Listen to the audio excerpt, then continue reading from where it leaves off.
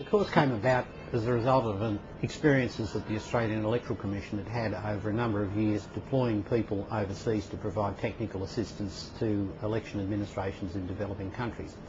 One of the things that became a pattern was that they tended to be invited to help in particular aspects of the election process, but once on the ground were asked to help with other things as well.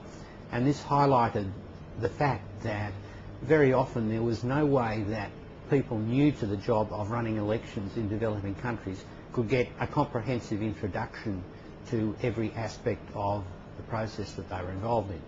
So it occurred to us that this was something that we could usefully offer based on our own experiences and experiences of people in other countries as well.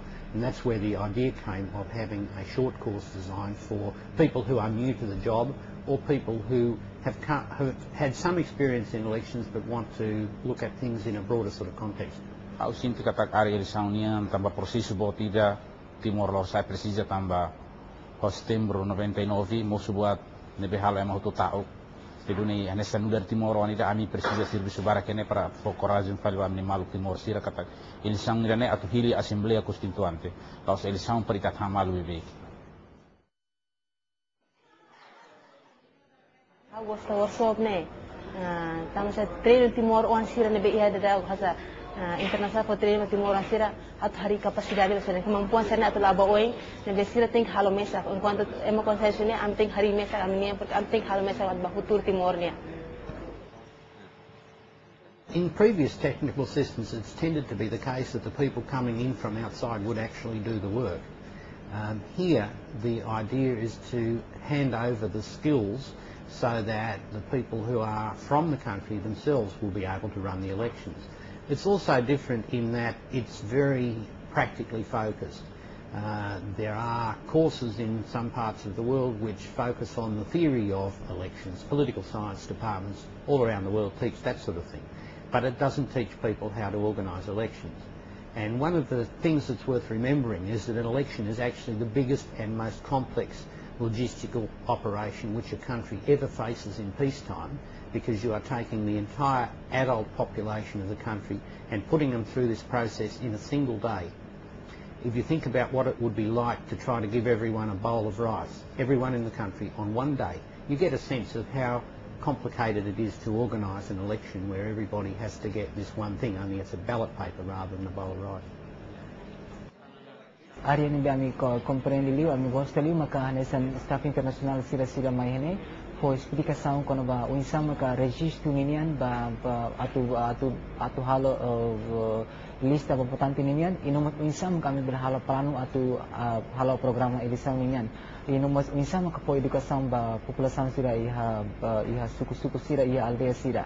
Idane maka ami interesse liu bane tamba ami mos ting se hetang training si sira para ami bele ami contribute fale ba eleição tu irmai manesan hal sa uhin yang kata ka komissão independente eleitoral sila para magese iha Timor para ami bela aplica fale ba população hotu.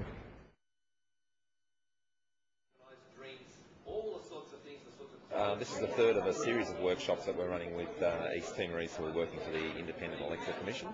They're basically covering all of the standards and principles involved in good electoral practice, and we're working with about 60. This is the first group. We'll have the second group next week, and at the moment we're concentrating on the operational plan for the actual electoral day. There are 8 modules which are being developed, of which they've already looked at 5.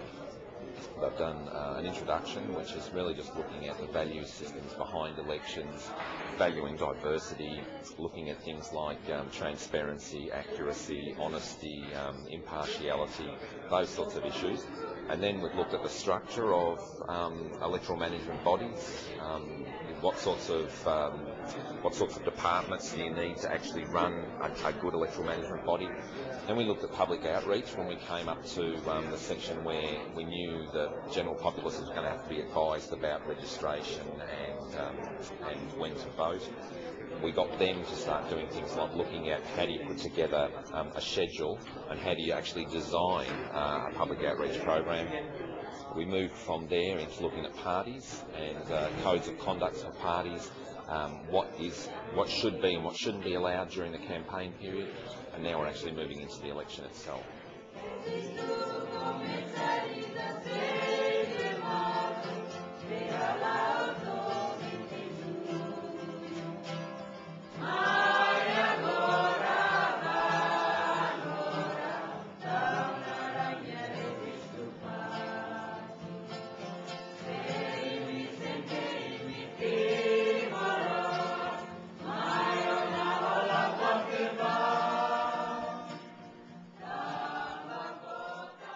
Circulia liliu kona bahal nusama conduta no manage organiza elisão ida.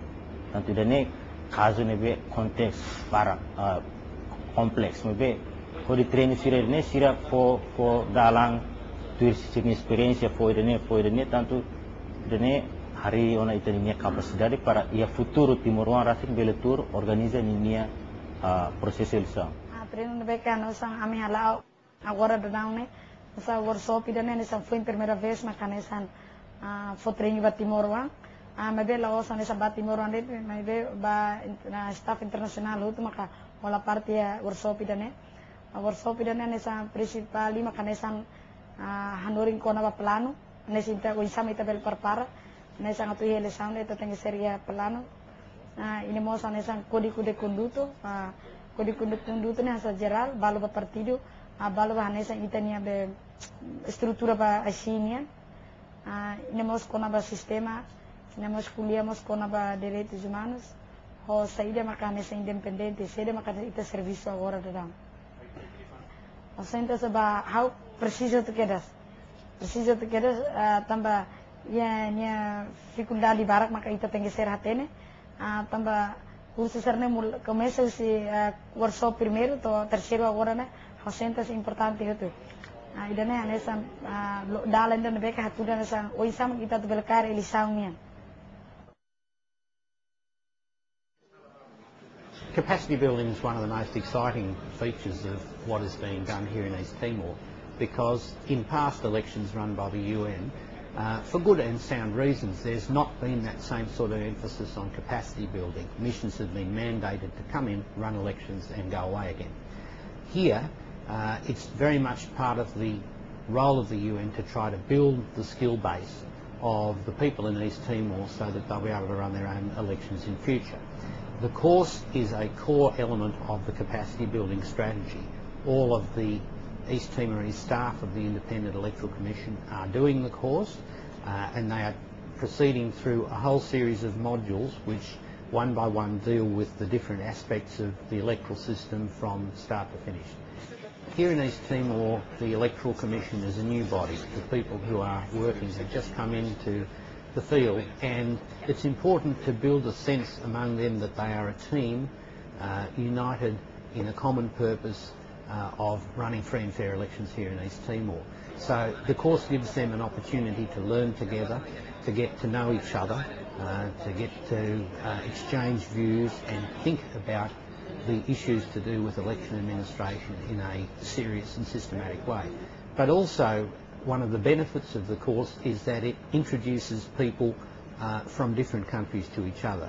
Either you can use facilitators from outside a country who get to know the people with whom they're working on the course, or there is also the possibility of having participants from different countries who can go through this experience together and as part of that share their own backgrounds and knowledge of how elections are done in their own countries for the greater enhancement of knowledge of the whole group.